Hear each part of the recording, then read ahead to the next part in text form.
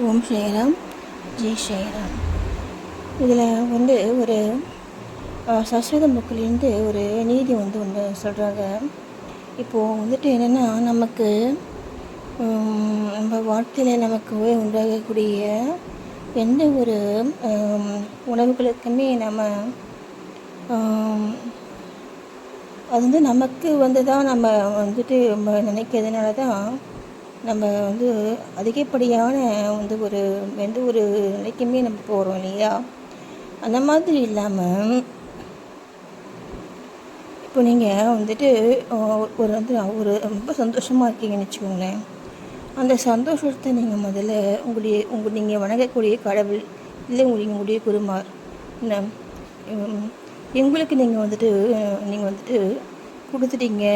கொடுத்துட்டு அதுக்கப்புறமா நீங்கள் அதை நினைக்கும் பொழுது உங்களுக்கு அது வந்து ஒரு பெரிய ஒரு விஷயமா தெரியாது, சரிங்களா? இந்த மாதிரி நம்ம மனதை இப்படியே நம்ம எல்லா விஷயங்களையும் நம்ம பழக்கிறோம் அப்படின்னா, அது நமக்கு எவ்வளோ ஒரு நல்ல விஷயங்கள் நடந்தாலுமே நமக்கு மனது அதை ஏற்றுக்கும். ஆனால் ஒரு சிறு துன்பம் ஒரு கஷ்டம் வரும் பொழுது அதை நம்ம மனசை ஏற்றுக்காமல் ரொம்ப கஷ்டப்படும் இல்லையா? அப்போ யாருடைய யார் மேலேயும் இருக்கக்கூடிய ஒரு கோபம் இல்லை ஒரு வெறுப்பு, இந்த மாதிரி விஷயங்கள்லாம் நம்மளை பாதிக்காமல் இருக்கணும் அப்படின்ட்டு ஏன் கோபம் அதெல்லாம் வருது? ஏதோ சம்திங் நமக்கு பிடிக்காத இல்லை தேவையில்லாத நம்மளை சீட் பண்ணியும் இல்லை ஏதோ ஒன்று நடக்கும் பொழுது தான் நமக்கு இந்த மாதிரி ஒரு உணர்ச்சிகள்லாம் வருது இல்லையா?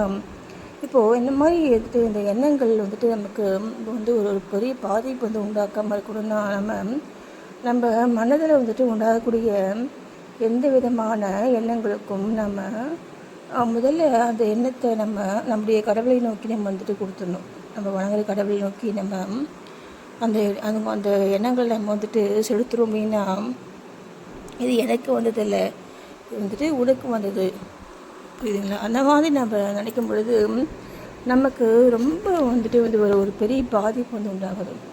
ஓகே.